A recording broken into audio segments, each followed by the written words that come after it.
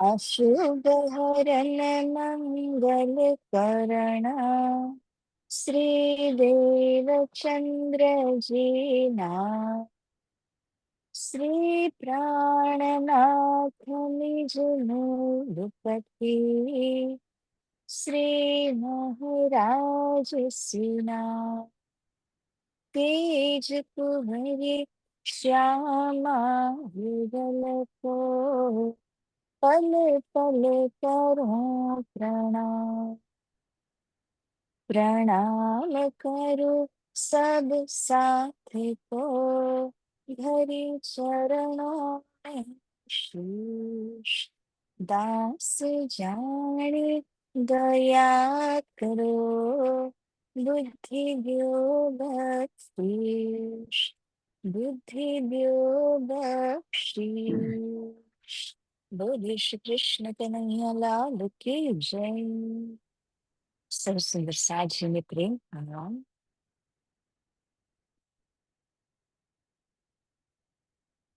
प्यारा सुंदर 9 વાગે साजी જાગો તો એ બેન છે મડ્ડી ના નહીં જાગું ના આવતા નહીં. ભાવનાબેન મ્યુટ કરજો. ઓ સોરી સોરી સોરી સોરી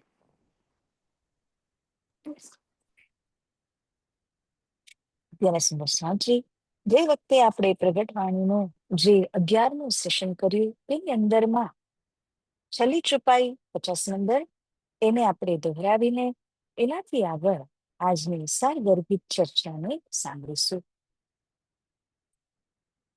જો પ્રગટ લીલા ન હોવે દોએ તો અસલ નકલ કી સુધા ક્યાં હોય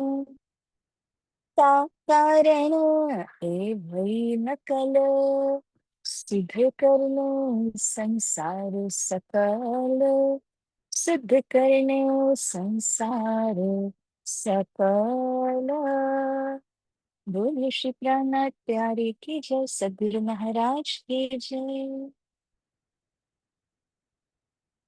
વાલા સુંદર સાજી just to recapitulate આપણે ગઈ વખતે સાંભળ્યું હતું કે મહામતી સ્વામી શ્રી પ્રાણનાથજી મહારાજજી આપણને વાસ્તવિક લીલા 11 વર્ષ અને 52 દિવસની જે લીલા કૃષ્ણજી એટલે કે અક્ષરાતીત શ્રીરાજજી કૃષ્ણજીના રૂપમાં આવીને રમ્યા, એમની જોડે પરમધામના શ્યામા મહારાણીજી તેમજ 12,000 સખીઓ ગોપીઓના રૂપમાં જે લીલાને રમ્યા હતા એ વાસ્તવિક લીલા 11 વર્ષ 52 દિવસ।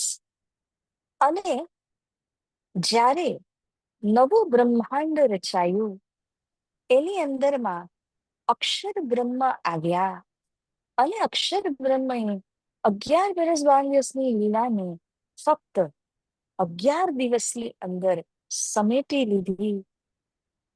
એને કહ્યું છે પ્રતિબિંબ લીલા। અને અક્ષર બ્રહ્મ સાથે પ્રતિબિંબ સાથ એટલે કે વેદ ઋચા સખીઓ લીલામાં સામેલ હતા, જે બ્રહ્મ સૃષ્ટિની પણ જગ્યા પૂરે છે, ઈશ્વરીની જગ્યા પણ પૂરે છે, રાધિકાજીની પણ તે જગ્યા પૂરે છે। તો આવી રીતે એને પ્રતિબિંબ લીલા કહ્યું। અને મહામતી પ્રેરણાજી કહે છે કે વાસ્તવિક લીલા જ્યારે થઈ ચૂકી હતી તો પ્રતિબિંબ લીલાની શી આવશ્યકતા હતી? એનું સારગર્ભિત કારણ એવું છે કે જ્યારે વાસ્તવિક લીલા થઈ ચૂકી હતી એના બાદ સ્વાતસ્ય સખીઓએ જે શ્રાપ આપ્યું વિરહવેદનાની અંદર, તો બ્રહ્માંડ જ પ્રલયને પામ્યો। તો જે બ્રહ્માંડની અંદર લીલા થઈ હતી એ બ્રહ્માંડ નહિવત થઈ ગયું, લયને પામી ગયું। હવે જે લીલા જાહેર થાય તો કઈ રીતે? આ નવા બ્રહ્માંડની અંદર એ લીલાની ખબર પડે તો કઈ રીતે? જેના કારણથી શ્રી રાજ્યના હુકમ આદેશ વડે અક્ષર બ્રહ્મએ એ પૂરી લીલાને 11 દિવસની અંદર ફરી દોહરાવી, જેથી કરીને એક માર્ગ બનેલો રહે કે જ્યારે કોઈ પ્રતિબિંબ લીલાને સમજે છે 11 વર્ષ પ્રતિબિંબ લીલા 11 દિવસને જ્યારે કોઈ સમજે છે તો એના માધ્યમથી 11 વર્ષ 52 દિવસની લીલા તારતમ વડે સમજવાનો એને ક્લુ મળે છે, રસ્તો મળે છે।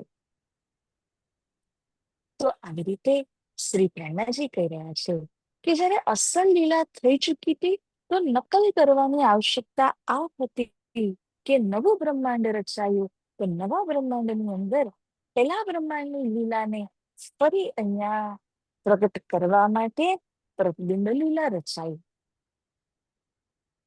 અગર નકલીને તમે જુઓ તો અસલીનું એક ભાન થાય. સિમ્પલ એક્ઝામ્પલ કે જ્યારે આપણે પ્રભુની પ્રતિમા જોઈએ, નાનકડી હોય કે મોટી હોય, right? તો એમની પ્રતિમાને જોઈને આપણને એમના વાસ્તવિક સ્વરૂપની યાદ આવે છે. અથવા તો તમે એક રામલીલાનું નાટક જોવા ગયા હોય કે કૃષ્ણ લીલાનું નાટક જોવા ગયા હોય, તેને જોઈને તમને સમગ્ર કૃષ્ણ લીલા કે રામલીલાની યાદ આવે છે. તો ઇન ધ સેમ મેનર જ્યારે આપણને લીલાને જોતા જોતા અસલ લીલાની યાદ આવતી હોય, તો અહીંયા અક્ષર બ્રહ્મની લીલાને જોઈને આપણને શું યાદ આવે છે? તો વાસ્તવિક લીલા જે અક્ષરાતીત શ્રી રાજજી મહારાજે કરી હતી એ લીલાનું આપણને સ્મરણ થાય છે. ત્યારે કહ્યું શ્રી પ્રાણજીએ 50મી એટલે કે વે વખતની અંતિમ ચોપાઈમાં અસલ નકલ કી સુધ ક્યાં હોય? બે લીલા ન હોય to compare and contrast you need at least two. તો બે લીલા હોવાની જરૂરિયાત હતી, એટલા માટે નકલ કરવી પડી, જેથી કરીને નકલના આધારે અસલને સમજી શકાય, નકલથી અસલને કમ્પેરિઝન કરી શકાય. તો આ ભાવ શ્રી પ્રાણનાજીએ આપણને સમજાવ્યો હતો કે શુદ્ધ કરને સંસાર સકલ. આ નકલ લીલા પણ એટલા જ માટે થઈ કે સમગ્ર વિશ્વને અસલી લીલાની યાદ અપાવવા માટે. આ શુદ્ધ ક્યારે થાય સુંદરસાજી? કે જ્યારે કોઈ તારતમના જ્ઞાન તલે, જેમ કે આપણે સદગુરુજી પાસે તારતમ મંત્ર ગ્રહણ કરીને દીક્ષિત થયા અને આપણે વાણીના સંપર્કમાં આવ્યા, તો જ આપણને આ વાતો ખબર પડી. એનાથી પહેલા તો આ વાતોની આપણે ઇમેજિનેશન જ ના હોય, કલ્પના પણ ના હોય. તો અહીંયા શાસ્ત્ર પક્ષ જેમ કે શ્રીમદ ભાગવત મહાપુરાણ આદિ છે, જે એમાં વર્ણન કરેલું છે એના આધારે રિયલ ટ્રુ લીલા ઓફ બ્રહ્મ સૃષ્ટિ એન્ડ શ્રી રાજજી એને પકડી શકાય. એના માટે થઈને અસલ અને નકલ બંને લીલાઓને કરવામાં આવી છે. So having said all this, હવે આજે આપણે નવી ચોપાઈની સાથે શુભારંભ કરીએ સુંદર સાંજે. તો સૌથી પહેલા આવો હું તમારી સાથે PDF ને શેર કરીશ, જેથી કરીને આપણે જે કંઈ નવી ચોપાઈઓ છે એના ઉપર ધ્યાન આપી શકીએ. So પ્રભુતાની સેશન 12 ચોપાઈ 51 to 55. આવો સુંદર સાંજી આજની જે ચોપાઈ છે કહે છે, સારે અર્થ તબ હોવે સત, જો પ્રગટ લીલા દો હોવે ઇત. તો વાલા સુંદર સાંજી, જેટલા પણ શાસ્ત્રોની અંદર કૃષ્ણ વિશેની મહિમા લખેલી છે કે એમની લીલાને બ્રહ્મલીલા કહીને સમગ્ર સંસારે એક્સેપ્ટ કરી છે. કેમ કોઈ નથી કહેતા દ્વારિકા કે મથુરાની લીલા પણ બ્રહ્મલીલા છે? ખાલી બ્રજ અને રાસની લીલાને જ બ્રહ્મલીલા તરીકે ઓળખાય છે. તો બ્રહ્મલીલામાં બ્રહ્મને આવી અને જે જે કારનામાઓ કર્યા, જે જે રીતે એમણે લોકોના દિલ જીત્યા અને દિલમાં પ્રેમ ભર્યું, એ બધું વિશ્લેષણ શાસ્ત્ર કે તારતમની અંદર મળે છે. અને આ બધા જ અર્થ, શાસ્ત્રોના અર્થ તબ હોવે સત, ત્યારે સત્ય સિદ્ધ થાય, જો પ્રગટ લીલા દો હોવે ઇત. જ્યારે બંને લીલા સાથે સાથે સમજમાં આવે અથવા તો પ્રગટ થાય આપણી સમક્ષ. જેવી રીતે તમે એક શોપમાં ગયા અને ત્યાં ઇમિટેશન અને રિયલ જ્વેલરી બંને સાથે સાથે રાખેલા હતા. તો આપણને ઓળખવું પડે કે મારે કયું લેવાનું છે, કારણ કે બંનેની અંદર જમીન આસમાનનો ફરક છે, તત્વોની અંદર જમીન આસમાનનો ફરક છે. તો આપણે ન છેતરાઈએ એના માટે આપણે સજાગ રહીને કોઈ એક્સપર્ટનો ઓપિનિયન લઈને આપણે સમજીએ છીએ કે અચ્છા આ જ રિયલ છે ને આ તો નકલી છે, તો એને આપણે સાઈડ કરીએ છીએ. તો બંને લીલા પ્રતિબિંબ અને વાસ્તવિક અહીંયા જ્યારે પ્રગટ થઈ તો તારતમ વ્યૂ પોઈન્ટ આપણો એક્સપર્ટ છે. ઇન્દ્રાવતી સખી આપણા એક્સપર્ટ છે, જે આપણને ગાઈડ કરી રહ્યા છે કે સુંદર સાજી આ લીલા તો પ્રતિબિંબ લીલા છે જે વર્ણન કરેલી છે, પણ સુંદર સાજી એ લીલા ન હોત તો તમે અસલી સુધી પહોંચી જ ન શક્યા હોત. તો તમે શાસ્ત્રમાં જે શ્રવણ કરો છો ભાગવત વગેરેની અંદરમાં એ તો હકીકતમાં પ્રતિબિંબ લીલા છે, પણ એ પ્રતિબિંબ લીલા કોની અસલનું જ પ્રતિબિંબ છે, રાઈટ?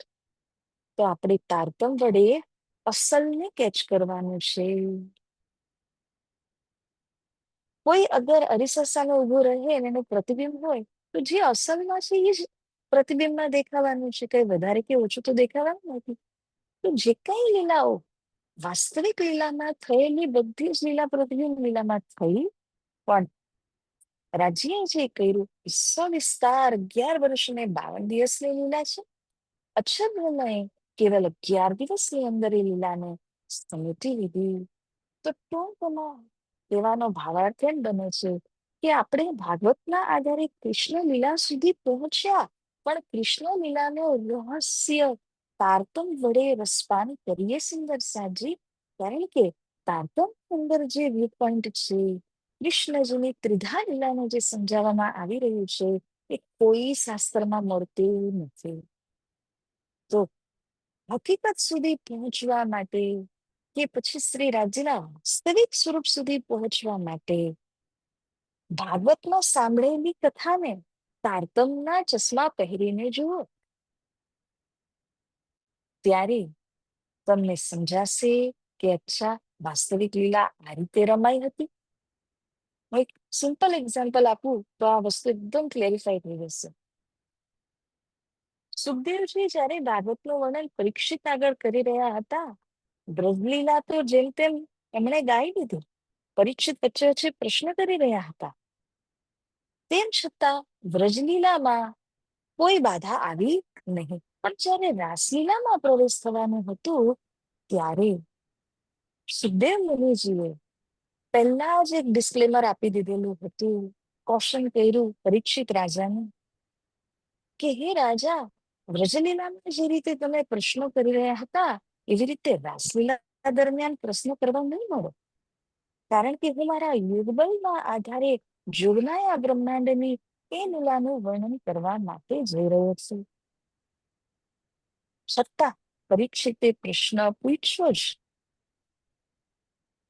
અને પ્રશ્ન પૂછવાના કારણે વિઘન પડ્યું, અને પ્રશ્ન પણ કેવો સાંસારિક ઇન્દ્રિયજન્ય વાતમાં પરમાત્માની લીલાને ઘટાવા ગયા એવો પ્રશ્ન. ત્યારે સુખદેવજીની અંદર આવેલો જે યોગ બલ હતું, જે શક્તિ હતી એ જતી રહી, અને ત્યારબાદ રાસનું વર્ણન થઈ શક્યું નહીં. પરીક્ષિત રાજાને લાગ્યું કે અરે આ તો કુલ પર કલંક થઈ ગયું, મારાથી ભૂલ થઈ ગઈ, ચરણોમાં પડે છે, શું છે? ક્ષમા માંગે છે, ઈવન શું હતું? મરચો હતો. અને આ શું હતું? રીંગણ હતું. જયંતિભાઈ તમે મ્યુટ કરજો.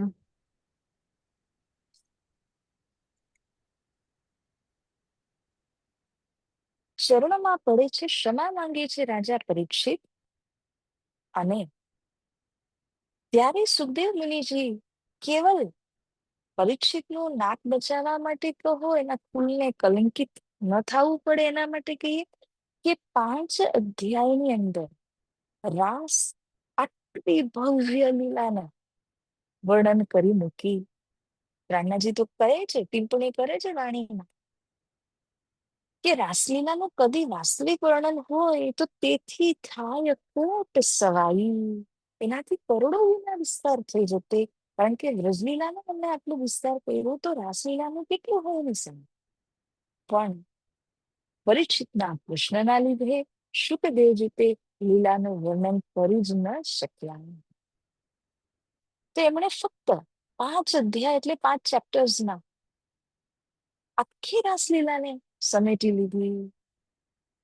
ઇન્દ્રાવતી સખીજી કહી રહ્યા છે કે આનાથી તો કરોડો ગુના થઈ શકતું હતું વર્ણન. કેમ ના થયું? કારણ કે રાજા પરીક્ષિતના પ્રશ્નએ સુખદેવ મુનિજીના અંદરના યોગ બલ યોગ શક્તિને હટાવી દીધી. હવે જે પોઈન્ટ ઉપર હું આવી રહી હતી એ હતું કે ભાગવતમાં ઓલ્ધો 5 અધ્યાય રાસ છે, જેને રાસ મતલબ કે ભાગવતનું હૃદય કહેવાય છે. પણ એ કેવું છે? ફક્ત સુખદેવજીએ જે એક ઝલક જોઈ હતી ને રાસના, પ્રશ્ન કરતા પહેલા એક ઝલક જોઈ હતી, એ પણ વાસ્તવિક રાસ નથી, પ્રતિબિંબ રાસ છે. એની એક ઝલક જોઈને સુખદેવજીએ જે કંઈ પણ જોઈ લીધેલું એ જ એમણે 5 અધ્યાયની અંદર સમજાવ્યા. ફક્ત ભાગે જોસ કહે પંચ અધ્યાય, આ વાણીને ચોપાઈમાં આવે છે. જોશ ભાગી ગયું, 5 અધ્યાય ગયા. તેમ છતાં આજે ઈ રાસના આધારે આપણે આખી દુનિયાના લોકો સમજે છે કે આ તો બ્રહ્મલીલા હતી. અને આ જે બ્રહ્મલીલા થઈ એનો આખો વિસ્તાર ઇન્દ્રાવતી સખીએ ક્યાં કર્યો? રાસ ગ્રંથમાં કર્યું. હવે મારો કહેવાનો પોઈન્ટ એ આવે છે કે અગર ભાગવતની અંદર એ રાસલીલા બિલકુલ ના આવી હોત તો પછી ઇન્દ્રાવતી સખીને રાસલીલાનો આખું વર્ણન કેવી રીતે કરવા મળતું? આ તો સમગ્ર દુનિયાની અંદર બ્રજ રાસ બંને બ્રહ્મલીલા જાહેર થઈ ચૂકી છે. અને તત્પશ્ચાત તારતમ વડે ઇન્દ્રાવતી સખીએ તે બ્રહ્મલીલાનું સવિસ્તાર વર્ણન તારતમના માધ્યમથી કરીને બતાવ્યું. So that is the importance of પ્રતિબિંબ લીલા, કે એના માધ્યમથી તમે વાસ્તવિક લીલા સુધી પહોંચવાનો માર્ગ મળી જાય છે તારતમના આધારે. તો સાચી હવે અહીંયા આગળ શ્રી પ્રહલાદજી એવું કહે છે, યાહી ઇંડ में શ્રી કૃષ્ણજી ભય.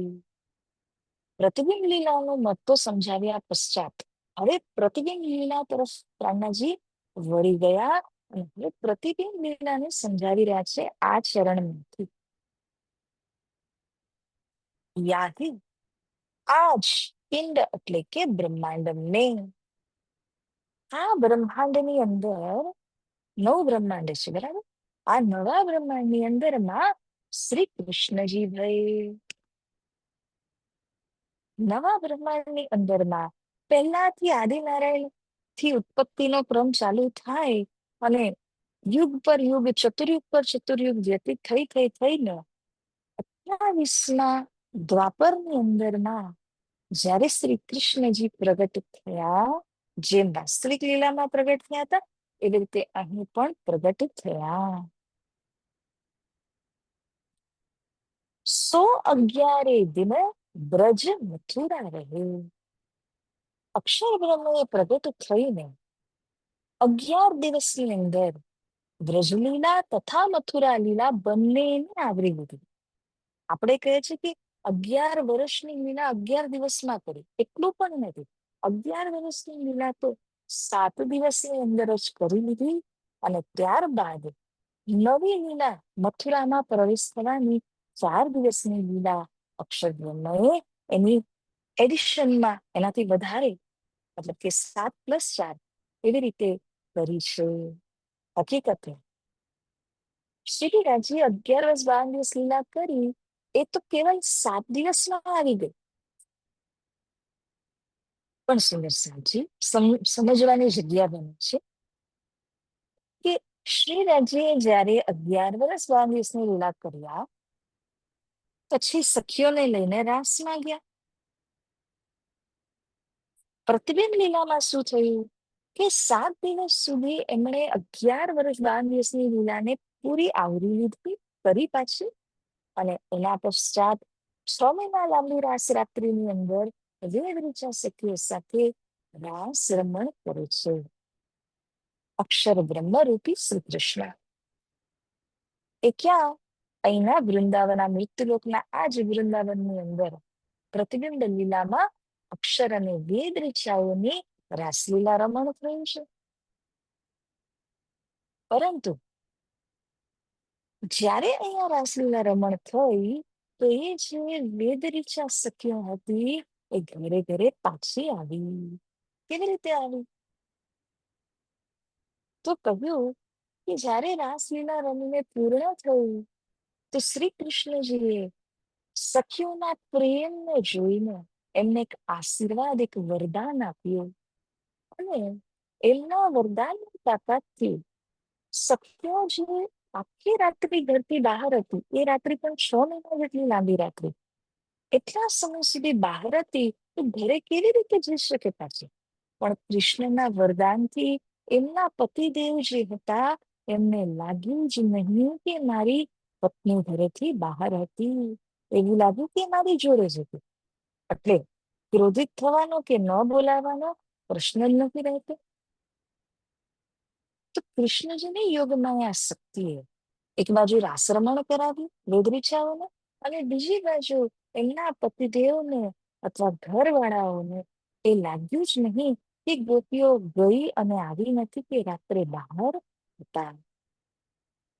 આવી રીતે જ્યારે 6 મહિના લાંબી રાસરાત્રિ પૂર્ણ થઈ છે, પછી જેમ એઝ ઇટ ઇઝ લીલા પ્રારંભ થવાની છે બીજા દિવસની, એવી જ રીતે પ્રારંભ થાય છે. એટલે કે સૂર્યોદય થાય ને જે કાર્યો કરવાના હોય એ બધા એઝ ઇટ ઇઝ રિઝ્યુમ થાય છે. હવે સુંદરસાજી ત્યારે જ અક્રૂરજી આવે છે, અને આવી અને શ્રી કૃષ્ણ અને બલરામજીને મથુરા લઈ જાય છે. જ્યારે મેળાના બહાને કૃષ્ણ બલરામજીને કંસે મથુરા બોલાવ્યા, ત્યારે મથુરાની લીલા 4 દિવસ સુધી કૃષ્ણજીએ કરી, એટલે અક્ષર બ્રહ્મએ કરી. વેરી વેરી વેરી ક્લિયર કે અક્ષર બ્રહ્મએ કંસનું વધ કર્યું. 4 દિવસ મથુરાની લીલા કરવા વાળી શક્તિ અક્ષર બ્રહ્મની છે. અક્ષરાતીત શ્રી કૃષ્ણજીનો એમાં કોઈ ફાળો નથી, કારણ કે પ્રતિબિંબ લીલાની અંદર અક્ષરાતીત શ્રી કૃષ્ણજીની કોઈ પણ લીલા કે કંઈ પણ એમના થકી થયું ન હતું. તો કંસનો વધ કરવા વાળા એ કોણ છે? અક્ષર બ્રહ્મ છે. આપણને ખ્યાલ જ છે કે કંસ પણ ગોલોકથી આવેલા છે.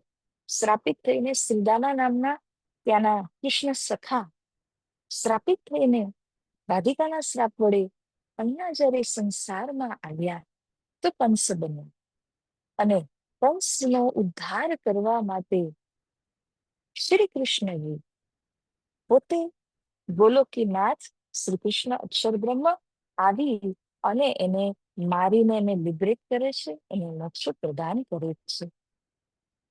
તો સુંદરસિંહજી, આપણે જ્યારે તારતમ્યના આધાર પર સમજવાની વાત આવે છે ત્યારે મથુરામાં થયેલી કોઈ પણ લીલામાં શ્રી અક્ષરાતીતરાજજી મહારાજજીનો કોઈ હાથ નથી, એટલું માઇન્ડમાં ક્લિયર રાખવું પડે. મથુરા બાદ દ્વારિકાની લીલા, એની અંદરમાં પણ શ્રી રાજી મહારાજજીનો કોઈ હાથ નથી. શ્રી રાજ્યની લીલા ફક્ત ત્યાંની 11 દિવસ ગોકુલ લીલા છે, અને પછી યોગમાયાના બ્રહ્માંડની રાસલીલા. અક્ષર બ્રહ્મની લીલા કઈ છે? નવા બ્રહ્માંડની અંદર જે ગોકુલ બન્યું છે ત્યાં 7 દિવસની લીલા છે. નવા બ્રહ્માંડની અંદર જે વૃંદાવન બન્યું છે તેમાં લાંબી રાત્રિની રાસલીલા છે, અને ત્યાર પછી 4 દિવસ મથુરાની લીલા છે. આટલું જ છે અક્ષર બ્રહ્મની લીલા પણ. એના પશ્ચાત જે કંઈ પણ લીલા હતી એ તો ભગવાન વિષ્ણુની લીલા છે. તો વાલો સુંદર સાજી, આ જ બાયફર્કેશનને જો સમજી ગયા તો ત્રિધા લીલા આનું જ કહ્યું છે કે શ્રી કૃષ્ણજીનું એક તન, એની અંદરમાં 3 અલગ અલગ શક્તિઓ આવીને અલગ અલગ સમયની અંદરમાં કામ કરે છે. તો એને સમજવા માટે જ ઇન્દ્રાવતી સખી પ્રગટવાણીની અંદર ત્રિધા લીલાને સમજાવી રહ્યા છે. જેમ પ્રગટવાણીના છે રીતે બેહદ વાણીના પણ છે. એમ તો વાણીની અંદર કઈ જગ્યાઓમાં આવશે, પણ મેન તમને અગર કેચ કરવું હોય, હોલ્ડ લાવવો હોય આ સબ્જેક્ટ ઉપર, તો પ્રગટવાણી, બેહદ વાણી, આ બંનેની અંદર ખૂબ સુંદરતાથી કડીથી કડી મળાવીને શ્રી ઇન્દ્રાવતી સખીએ આપણને ત્રિધા લીલા સમજાવેલી છે. બાકી બધી જગ્યાએ વાણીમાં હશે, પણ એ કેવું કે છૂટક છૂટક પ્રસંગ અનુસાર, જ્યારે અહીંયા કડીથી કડી મિલાવીને એક્ટ એક મૂવી ચાલતી હોય ને એ ભાવથી પ્રગટવાણી કે બેહદ વાણીની અંદર આપણને મળે છે આ ત્રિધા લીલાના રહસ્યમય પોઈન્ટ્સ.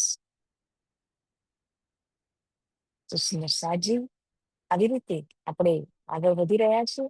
અને જો સુંદરસાજીના કોઈ ડાઉટ્સ ક્વેશ્ચન્સ હોય તો કમેન્ટ બોક્સની અંદર અથવા હેન્ડ રેઝ કરીને આપ અવશ્ય પૂછી શકો છો. ત્યાં સુધી શ્રોતાઓને હું આગળ વધારું છું. જો પ્રશ્ન હોય તો અવશ્ય આપ ઇન્ડિકેટ કરશો કે પ્રશ્ન છે. દિન 11 ગ્વાલાભેષ.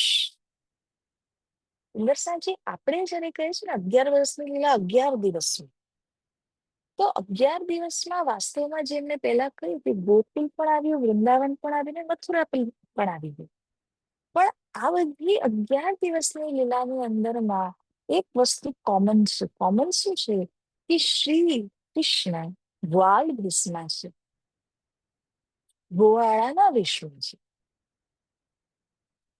કારણ કે આના પછી એમનો વેશ રાજકુમારનો થવાનો છે.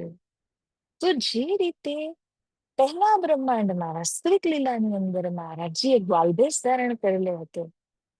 ગાય ચરાવવાવાળાને ગ્વાલા કહે છે, કાઉહર્ડ્સ. અને એ લોકો જે વેશભૂષાને ધારણ કરે છે એને ગ્વાલા ભેષ કહેવામાં આવેલું છે. તો જે ગ્વાલા ભેષ છે એ વાસ્તવમાં અક્ષરથી જ શ્રી કૃષ્ણજીએ ધારણ કરેલો, પણ એ વેશને લઈને અક્ષર બ્રહ્મએ 11 દિવસના લીલાને કન્ટિન્યુ કરી. તો અહીં ઇન્દ્રાવતીજી કહે છે 11 દિવસ સુધી ગ્વાલા વેશમાં રહ્યા શ્રી કૃષ્ણ, એટલે અક્ષર બ્રહ્મ. તેમ પર નહીં ધનિકો આવેશ.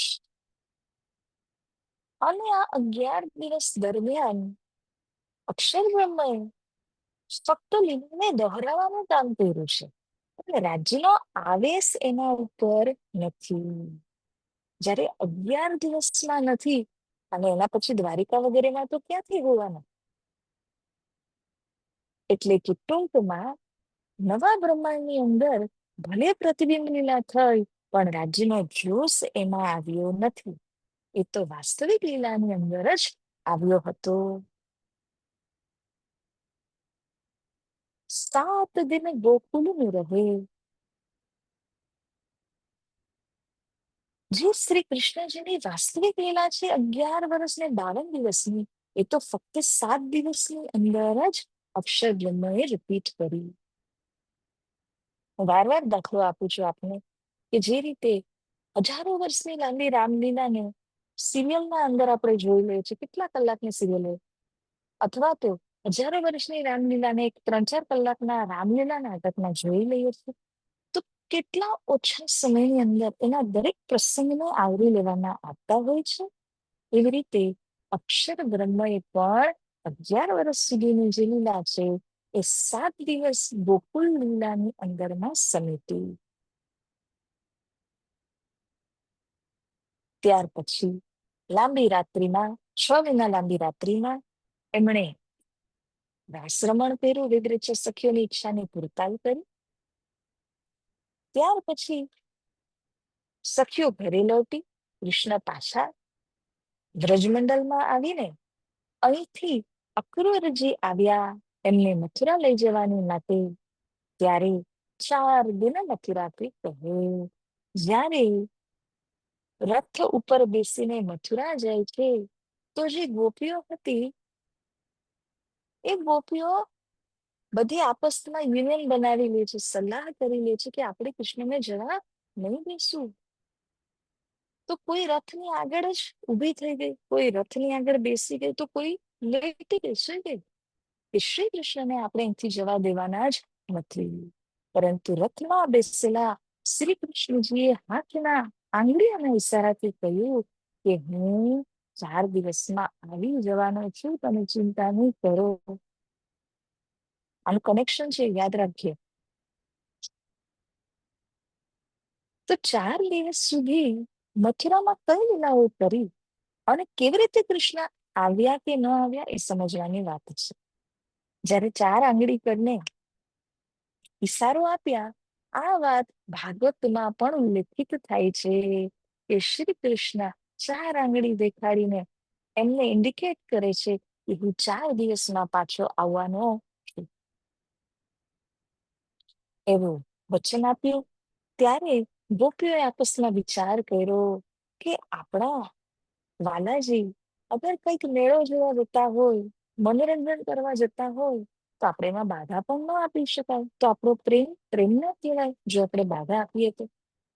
તો બધી ગોપીઓએ આપસમાં એવો નિર્ણય કર્યો કે આપણે એમને 4 દિવસ ખાतिर જવા દઈએ. આવી રીતના મથુરા પહોંચ્યા શ્રી કૃષ્ણ. અહીંયાથી આગળ હવે ઇન્દ્રાવતી સખી મથુરાની લીલાનું વર્ણન ફક્ત જુઓ કેટલા શબ્દોમાં કરી રહ્યા છે. બહુ જ આશ્ચર્યની વાત કે અલ્પ ટૂંક શબ્દોની અંદરમાં આખી લીલાને ઇન્દ્રાવતી સખી આવરી લીધી, મથુરા લીલાને. શ્રી ઇન્દ્રાવતી વાણીમાં કહે છે, ગજમલ કંસ કો કારજ કિયો, ઉગ્રસેન કો ટીકા દિયો. શ્રી કૃષ્ણજીની મથુરા લીલાને બતાવી રહ્યા છે. ગજ પેલું, મલ બીજું અને કંસ ત્રીજું. ત્યાર પછી ઉગ્રસેન ચોથું અને આએ છુડાએ બંધતે તિના એ પાંચમું. આ લીલાઓ મથુરામાં અક્ષર બ્રહ્મની શક્તિએ કરી. હવે ધ્યાનથી સાંભળીએ. ગજ એટલે હાથી, મલ એટલે મલ્લ યુદ્ધ, રેસ્લિંગ જેને કહેવાય, પહેલવાની જેને કહેવાય, મલ. કંસ, કંસ કો કારજ કિયો એટલે કે કંસને પણ મોક્ષ પ્રદાન કર્યું. ભાગવત આદિની અંદર જ્યારે આપણે સાંભળીએ છીએ આ લીલા, તો એમાં સવિસ્તાર સુખદેવજી એવું કહે છે, કૃષ્ણ બલરામ જ્યારે મથુરા પ્રવેશ થયા તો ઓલમોસ્ટ દિવસ પૂરો થવા આવેલો હતો. એમ કહો કે દિવસનો એક પ્રહર બાકી છે. તો બીજા દિવસથી મેળો જોવા માટે કૃષ્ણ બલરામજી જવાના હતા. પરંતુ નંદજીએ પહેલા જ સ્ટ્રિક્ટ વોર્નિંગ આપી હતી કે ત્યાં કોઈની સાથે ઝઘડો ફસાદ કરતા નહીં, જેમ બ્રજના ઉત્પાત કરો છો એવું અહીંયા નહીં કરતા, આ કંસની નગરી છે. તો કૃષ્ણ બલરામ સમજી ગયા કે નંદજી ભોલા ભાલા, એમને ખબર જ નથી કે શું થવાનું છે.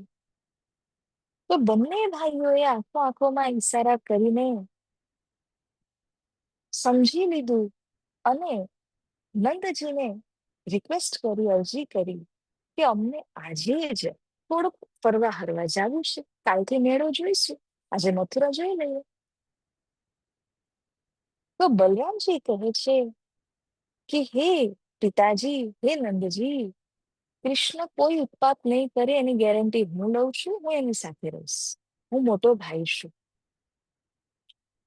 એમ કહીને બંને ભાઈ જે દિવસે મથુરા પહોંચ્યા હતા, દિવસનો એક પ્રહર બાકી હતો, એમાં જ બહાર નીકળી ગયા. અને જ્યારે નીકળ્યા ત્યારે એમણે અલગ અલગ કાર્યો કર્યા. જેવી રીતે કંસનો ધોબી મળે છે, એ ધોબીની સાથે વાર્તાલાપ થાય છે, તો એને પણ એક લાફો આપીને એની બુદ્ધિને ઠીક કરે છે.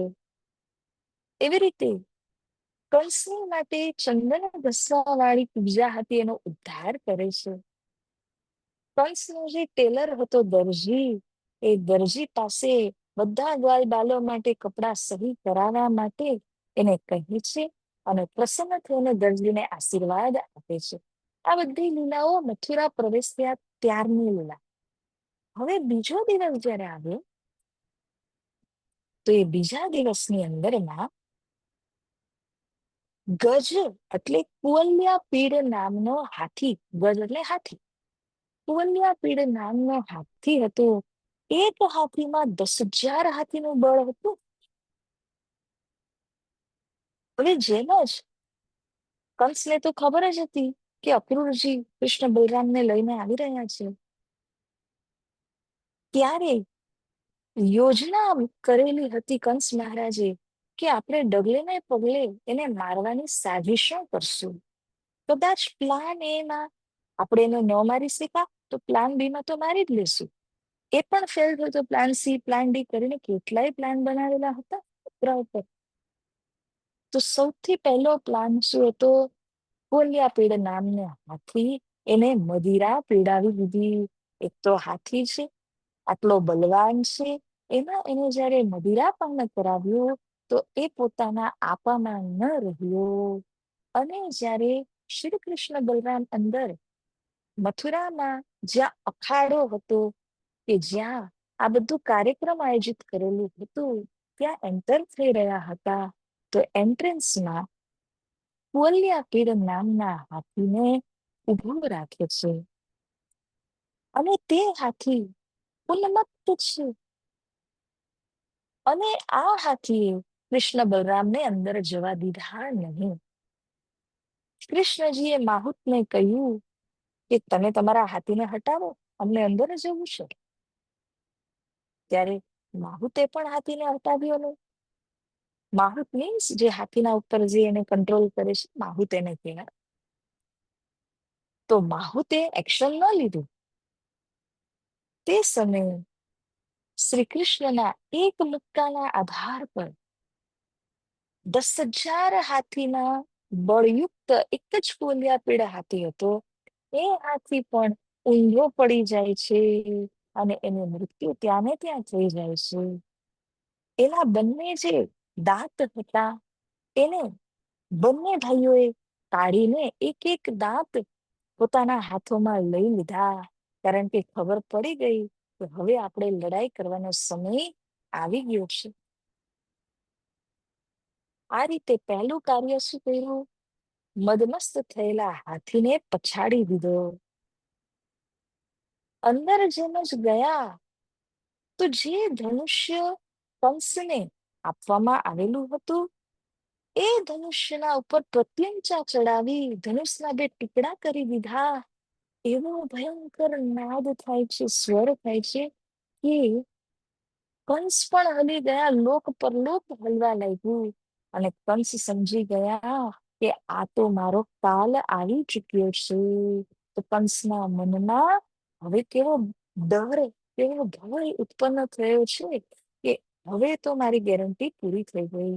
અત્યાર સુધી એમ હતું કે હું કૃષ્ણને બોલાવીને એને મારી દઉં, પણ હવે કંસને ખબર પડી કે જે આવા હાથીને એક સેકન્ડમાં પછાડી દે છે, એક મુક્કાના આધારે પછાડી દે છે, તો એ મારું પણ શું કરશે? ત્યારે ઓલું કહે છે ને કે અંતકાલે વિનાશકાલે વિપરીત બુદ્ધિ. કંસ મહારાજ હવે પોતાના આપાથી બહાર થઈ ચૂક્યા છે, ડરી ગયા છે બિલકુલ. અને ત્યારે મોટા પહેલવાનો કંસ જોડે હતા. એમને ઈશારો કરે છે કે તમે કૃષ્ણ બલરામની સાથે મલ્લ યુદ્ધ કરો, એટલે કે જે 4 હાથથી જે લડાઈ કરવામાં આવે, પહેલવાનો કુસ્તી કરે, એવી કુસ્તી કરવાનો આદેશ આપે છે કંસ મહારાજ. પરંતુ જોનારા જેટલા ઓડિયન્સ હતા એ બધાને તો કૃષ્ણ બલરામ આટલા નાના છે, 11 વર્ષના શ્રી કૃષ્ણ છે, બલરામજી થોડાક 1-2 વર્ષ મોટા છે, એવા નાના નાના છોકરાઓ સાથે, બાળકો સાથે આવડા મોટા પહાડ જેવા શરીર રાખવા વાળા પહેલવાનો યુદ્ધ કરશે? આ તો નીતિ નથી. ત્યારે ચાણૂર નામના પહેલવાન સાથે શ્રી કૃષ્ણ અને મુષ્ટિક નામના પહેલવાન સાથે બલરામજી મલ્લ યુદ્ધ કરે છે. એટલે કે 4 હાથ કરીને એ લોકો સાથે યુદ્ધ કરી રહ્યા છે.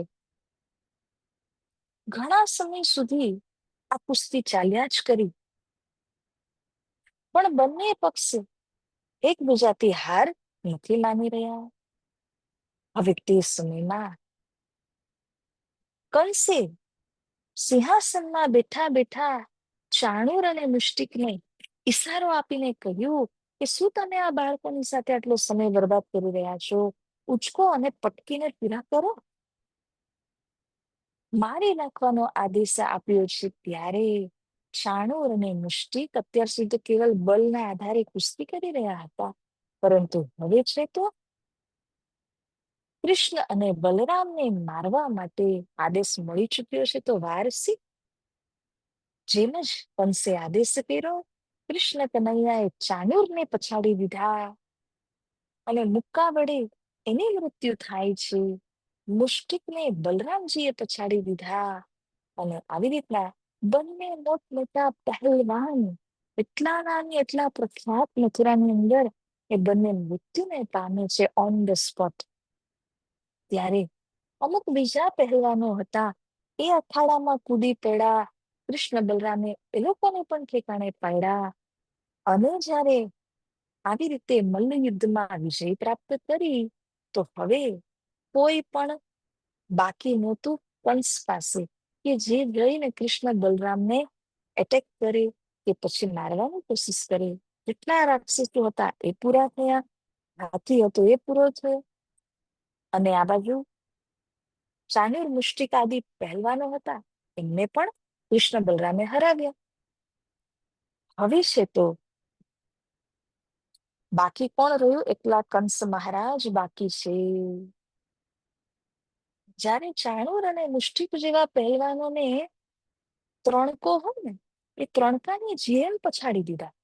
બેનો જ્યારે ચીપિયો લઈને પાપડ શેકે તો કેવી રીતે આપણે એને એમ ફેરવીએ, એવી રીતે કૃષ્ણ બલરામે આટલા મોટા પહેલવાનોને ફેરવી દીધા, પછાડી દીધા. એ જોઈને કંસને હજી ડર વધી ગયો. હું શું કરું, ક્યાં જાઉં?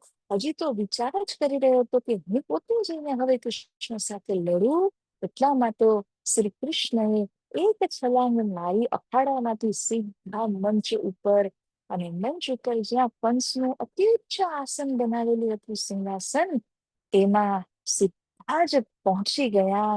વાળ પકડીને કંસને સીધો નીચે પટકી દીધો અને જમીન પર આવ્યો. ત્યારે શ્રી કૃષ્ણજીએ એક પ્રહાર દ્વારા કંસનો પણ વધ કરી દીધો. તો જ્યારે કંસની પરાજય થઈ, તો સમગ્ર મથુરાવાસી જે કંસના આતાતાઈ વ્યવહારથી ત્રાહિમામ હતા, એ બધા જ કૃષ્ણ બલરામનું જયકારો બોલવા લાગ્યા કે જુઓ કેટલા પરાક્રમી બાળકો છે, કે આવા મોટા પહેલવાનોને હાર કરાવી દીધી, કંસને પણ મારી દીધા. આવી રીતના મથુરાની અંદર કઈ લીલાઓ કરી? ગજ મલ કંસ કો કારજ કિયો. હવે જ્યારે કંસ મરે છે, ત્યારે ઉગ્રસેન એમના પિતા કંસન એ જીવિત હતા. પિતા તો છે, છતાં પણ કંસે એમને હટાવીને કારાગૃહની અંદર નાખીને પોતે રાજ્ય સંચાલન કરી રહ્યા હતા એવા ઉગ્રસેન મહારાજને શ્રી કૃષ્ણજીએ ટીકા દિયો. ટીકા દેવાનો મતલબ શું છે? રાજ્યાભિષેક કરાવી દીધું અને એમને મથુરા નગરીના રાજા બનાવ્યા. હવે ઉગ્રસેન રાજગાદી ઉપર બેઠા, પરંતુ એ તો વૃદ્ધ હતા. એ ઈચ્છતા નહોતા કે હું બેસું, એ ઈચ્છે છે કે શ્રી કૃષ્ણ બેસે. પરંતુ શ્રી કૃષ્ણ કહે છે કે હું યદુવંશી છું, યદુવંશીઓને શ્રાપ છે કે તે સિંહાસનમાં બેસી નહીં શકે, માટે આપ બેસો, હું જ બધું કાર્ય સંચાલન કરીશ, જિમ્મેદારી મારી રહેશે. આ વાત કરીને ઉગ્રસેનને બેસાડ્યા સિંહાસન ઉપરમાં. જ્યારે આ થયું તો કાલાગૃહને દર્શન દિયે જેમ આય છુડાએ બંધતે તેના. શ્રી કૃષ્ણજીના પ્રાગટ્ય કાલાગૃહમાં થયેલું હતું મથુરામાં. તે સમયમાં જે બે ભુજી બાલક પ્રગટ થયા હતા, દર્શન આપ્યા હતા, આજે એ જ અક્ષર બ્રહ્મ બે ભુજી બાલક આવીને પોતાના માતા પિતા પણ વાસુદેવ અને દેવકી આ બંનેને કારાગૃહમાંથી છોડાવે છે. કારણ કે કંસે એમના બધા સંતાનોને માર્યા, એમને બંદી બનાવ્યા. કૃષ્ણજી આવીને પોતાના માતા પિતાને છોડાવ્યા. તો દર્શન લેવા વાળા કોણ હતા? કાલાગૃહની અંદર જે પ્રગટ થયા હતા ને, એ બે ભુજા યુક્ત બાળક, એ અક્ષર બ્રહ્મ જ હતા. એ જ અક્ષર બ્રહ્મએ અહીંયા પોતાના માતા પિતાને છોડાવ્યા, બંધનમાંથી મુક્ત કરી દીધા. તો સુંદર સાજી આવી રીતે હવે આગળ કહે છે, વસુદેવ દેવકી કે લોહે ભાન. લોહે ભાન એટલે એ જે બેડીઓ સાંકળોની અંદર જકડાયેલા હતા કંસના દ્વારા, એને ભાન્યું અને તોડ્યું અને વસુદેવ દેવકી માતા પિતાને જે બંદી ગૃહ છે, જેલ છે, એમાંથી રિહાઈ આપી દીધી કૃષ્ણજીએ. આવી રીતે માતા પિતાને દંડવત નમન કરે છે, તેમજ એમની સ્તુતિ પણ ગાય છે. હવે સમય આવ્યો કે કંસને મારવાના લીધે લોહી લોહાણ થઈ ચૂક્યા હતા. તો જે વસ્ત્ર હતા એ કયું હતું? ગ્વાલા વેશ હતું ત્યારે, અને લોહી લોહાણ થયેલા વસ્ત્રો હતા. ઉતાર્યો ભેષ કિયે સ્નાન. તો આ વેશને હવે ઉતારવામાં આવે છે. કારણ કે આ લોહી લોહાણ થયેલા વાઘાને કેવી રીતે પહેરી શકાય? એને ઉતારીને જબ રાજ બાગે કો કિયો શ્રૃંગાર, એ વસ્ત્રોને ઉતાર્યા, સ્નાન કર્યું. કૃષ્ણજીએ રાજ વાઘા એટલે રાજકુમાર જે વાઘા પહેરે એ વાઘા ધારણ કરીને શૃંગાર પણ કોનો કર્યો? રાજકુમાર વાળો શૃંગાર કરે છે. અને જે ઉતારેલા વાઘા હતા ને, ધ્યાનથી સાંભળવાની જગ્યા છે, ઉતારેલા જે વાઘા હતા એ વાઘા ગ્વાલ વેશના વાઘા હતા. એ વાઘાને પાછા આપી દીધા નંદ બાબાને. તો જ્યારે નંદજીને એ વાઘા આપે છે, શ્રી પ્રાણજી તારતમ વડે કહી રહ્યા છે, આ તમને શાસ્ત્રોમાં ન મળે. જબ રાજવાગે કો કિયો સિંગાર, તબ બલ પરાક્રમ ના રહ્યો લગાર. વેશ અને વસ્ત્ર બદલાવા પછી જ્યારે ગ્વાલ વેશ આપી દીધો, તો શ્રી કૃષ્ણજીની અંદર જે બલ પરાક્રમ હતું એ પણ જતું રહ્યું, ના રહ્યું. કેટલું લગાર, જરા માત્ર. એ બલ પરાક્રમ થોડુંક પણ શ્રી કૃષ્ણમાં રહેતું નથી. કેમ આવું થયું?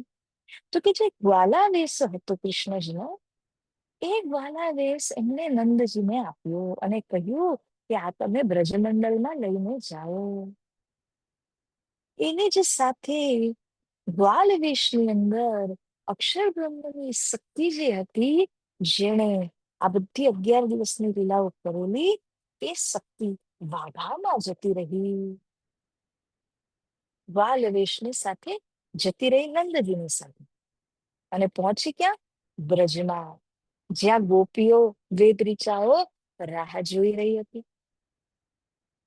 કે અમારા કૃષ્ણ 4 દિવસનો વાયદો વચન કરીને ગયા છે, પરંતુ સહ શરીર આવતા નથી, વાઘા મોકલે છે.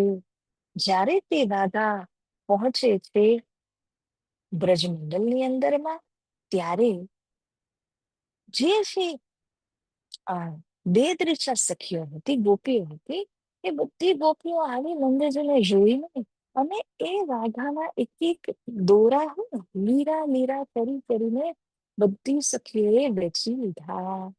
આ રીતે વાઘાના રૂપમાં શક્તિ, કૃષ્ણજીની અક્ષરબ્રહ્મની શક્તિ એ બ્રજમંડળ ગઈ, પરંતુ સહજ શરીર શ્રી કૃષ્ણ ગયા નથી.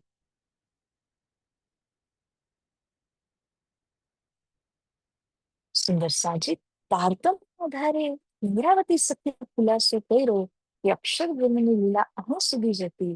જ્યારે દ્વારવેશ ઉતાર્યો અને રાજવાડાનો શૃંગાર કર્યો, ત્યારે એમની જે શક્તિ, તે દિવ્ય શક્તિ અક્ષર બ્રહ્મની ગોલોકીનાથની, એ પણ જતી રહી અને વાઘાના માધ્યમથી બ્રજમંડળમાં પહોંચી.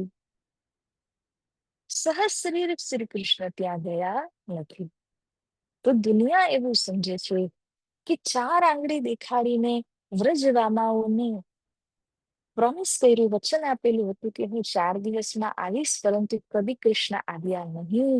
પરંતુ એ શક્તિ રૂપમાં પહોંચ્યા, સૂક્ષ્મ રૂપમાં પહોંચ્યા, સહે શરીર ગયા નથી.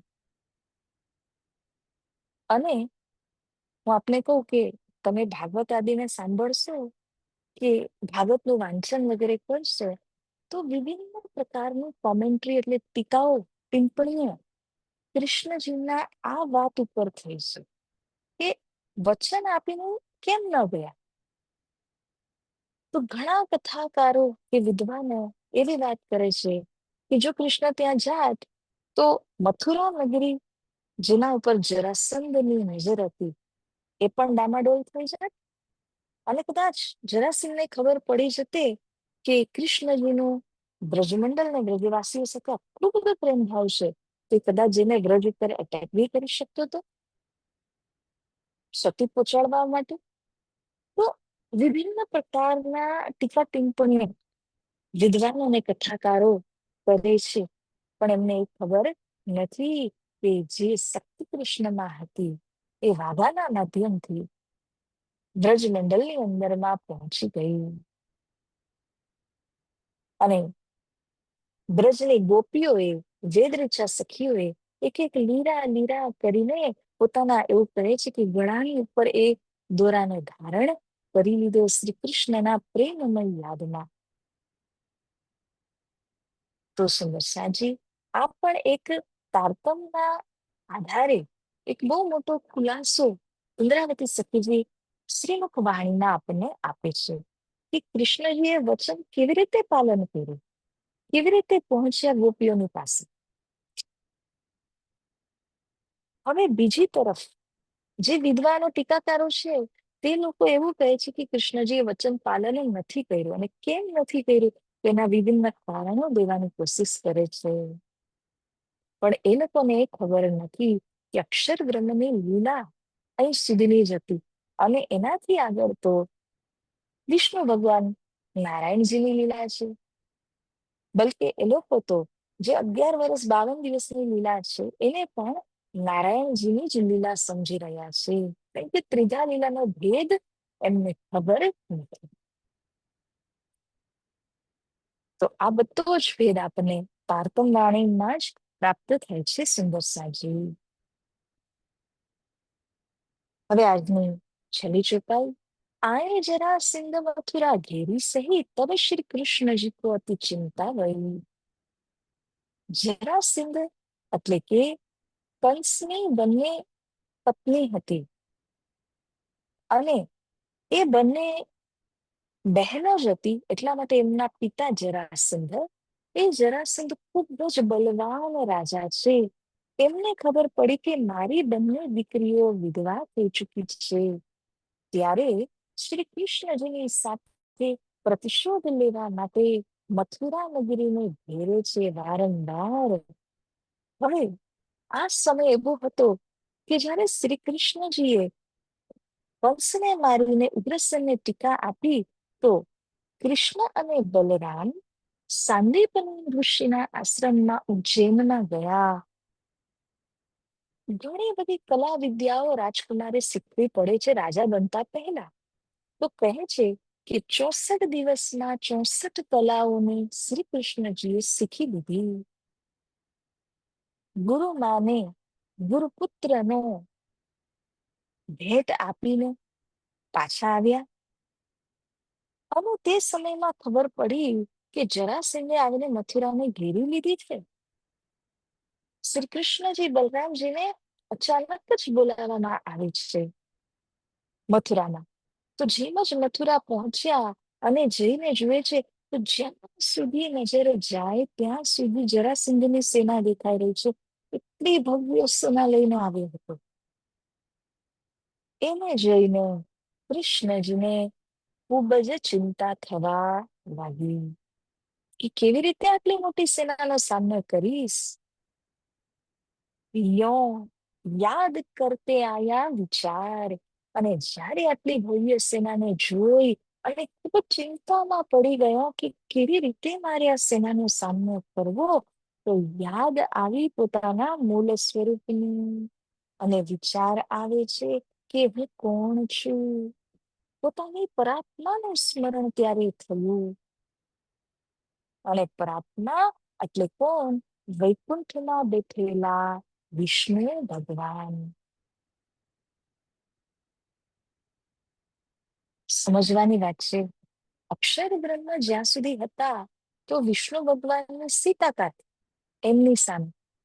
અક્ષર બ્રહ્મની શક્તિ જ્યારે જતી રહી ત્યારે જે વિષ્ણુ ભગવાનના અવતારની શક્તિ હતી એ હજી દબાયેલી છે કૃષ્ણ. બલ પરાક્રમ ના રહ્યો લગાર એટલે અક્ષરની શક્તિ જતી રહી. અને એક સાધારણ મનુષ્યની જેમ જે કઈ કલા વિદ્યાઓ યુદ્ધ કલા આપી શીખવાનું હતું એ સાંદીપની ઋષિના આશ્રમમાં જઈને શીખ્યા કૃષ્ણ.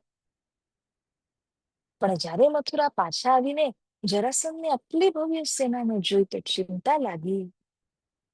અને ચિંતાના અંદર એમણે પોતાની પરાત્માને યાદ કરી કે હું કોણ છું, હું ક્યાંથી આવેલો છું.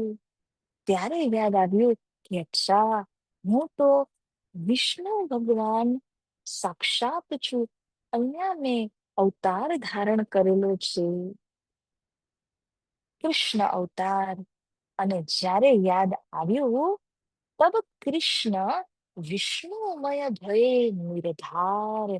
ચોક્કસ નિર્ધાર ઇન્દ્રાવતી સખી કહે છે કે કૃષ્ણ હવે વિષ્ણુમય બની ગયા. વિષ્ણુમય બનવાનો મતલબ છે કે વિષ્ણુની શક્તિને યાદ કરીને કે આ જ મારી પરાત્મા છે, તો વિષ્ણુની જે કઈ શક્તિઓ છે, સોલ આના ટોટલ શક્તિઓ કૃષ્ણમાં પ્રવેશ થઈ ગઈ.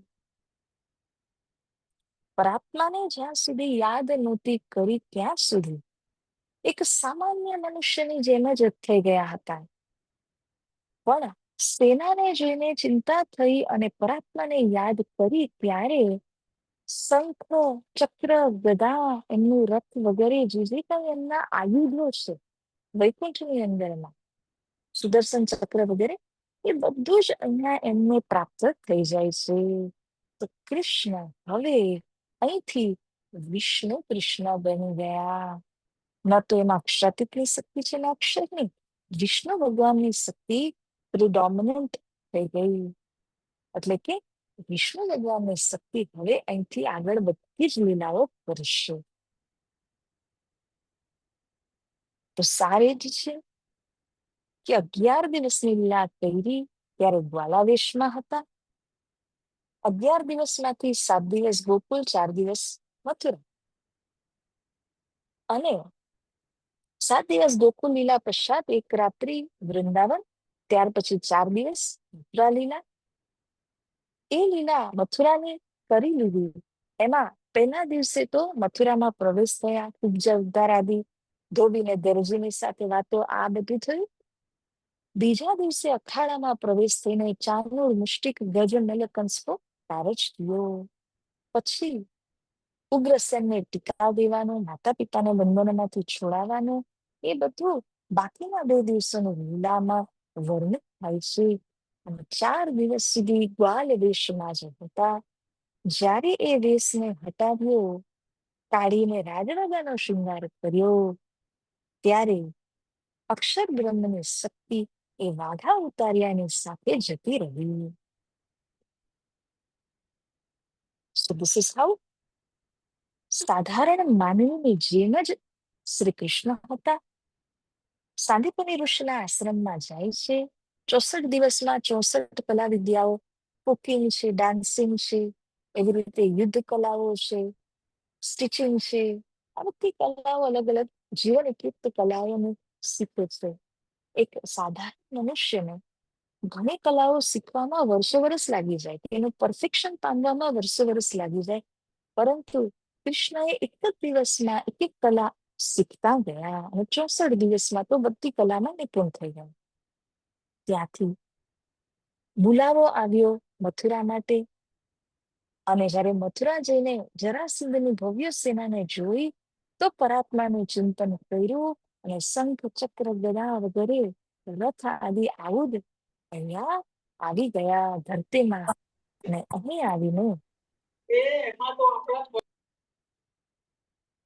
આવીને શ્રી કૃષ્ણજી હવે વિષ્ણુ કૃષ્ણના સ્વરૂપમાં પરિણત થઈને વિષ્ણુ કૃષ્ણ જ આગળ લીલા કરે છે. તો આવી રીતના સુંદર સાજી આટલી બધી આટીગુટીને રહસ્ય ઇન્દ્રાવતી સખીજી આપના માટે ખુલસ્ત કરી રહ્યા છે. તો આવો હું ચોપાઈ દોહરાવું છું. પ્રશ્ન હોય તો અવશ્ય આપ ચોપાઈ દોહરાવીને ત્યાર પછી આપ જણાવી શકો છો. आए जरा संग मथुरा धीर सही, तब श्री कृष्ण जी को अति चिंता भई, यो याद करते आया विचार, तब कृष्ण विष्णुमय भये निर्धार, तब कृष्ण विष्णुमय भये निर्धार. बोलिए श्री कृष्ण कन्हैया लाल की जय, सतगुरु महाराज की जय, श्री प्राणनाथ प्यारे की जय, बोल बोल पंजे वाले की जय, कृष्ण प्रणामी धर्म की जय, तीनों पूरी धाम की जय, सर्व सिंगर साथ की जय. તો સૌ સુંદર સાજીને વિનંતી છે, કઈ પ્રશ્ન હોય તો જણાવો.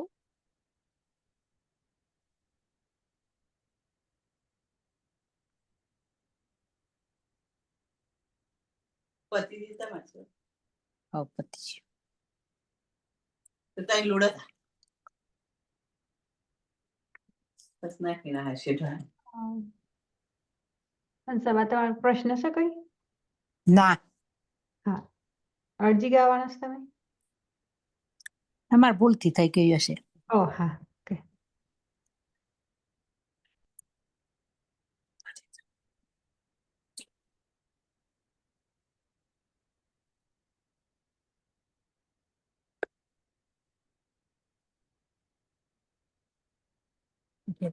તો સુંદર સાજીના યદि પ્રશ્ન ના હોય તો પછી આપણે અરજી બોલીએ.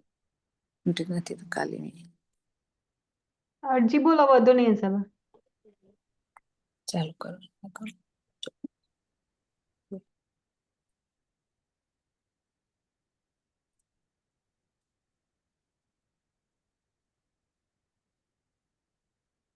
ના, કોઈ બીજાને બોલવું હોય તો બોલો. વધુ લાગતું નથી, એમને બોલવું નથી લાગતું. પ્રણામ, હું બોલું વાંધો નહીં.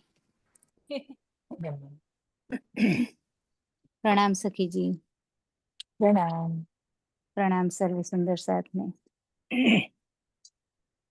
बोलिए श्री कृष्ण कन्हैया लाल की जय। सतगुरु महाराज की जय। श्री प्राणनाथ प्यारे की जय।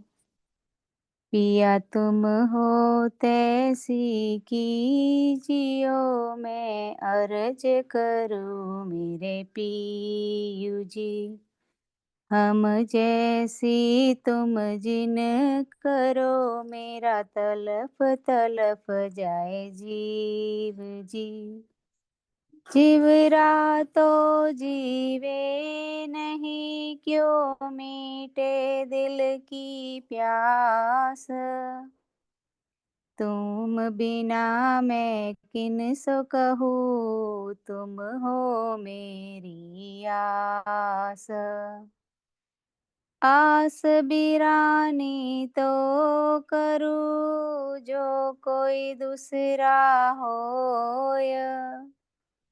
सब विध पिया जी समरथ, दिन रैन जात रोए रोय। जन्म अंधे जो हम होते, सो तुम देखत किए। जब तुम आप दिखाओगे, तब देखूंगी नैना बर। ये पुकार पिया जी सुन के, डील करो अब जीना। क्षण क्षण खबर लीजियो, मैं अर्ज करूँ दुल्हीना। एति अरज में तो करूँ, जो आड़ी भई अंतराय। सो आड़ी अंतराय टाल के, दुल्हा लीजिए कांठ लगाय। कंठ लगाइए कंठ, सो कीजिए हास विलास। वारणे जाए श्री इंद्रावती, पिया जी कदमों राखो पास। तुम दुल्हा मैं दुल्हिनी, और न जानो बात। ईसक सो सेवा करूँ, सब अंगो साक्षात। सदा सुखदाता दाम धनी, मैं कहाँ कहूँ इन सो बात। श्री महामति युगल स्वरूप पर, अंगना बलि बलि जात। श्री महामति युगल स्वरूप पर, अंगना बलि बलि जात। बोलिए श्री प्राणनाथ प्यारे की जय। प्रणाम सखी जी। प्रणाम सर्व सुंदर प्रणाम। साथ जी ने।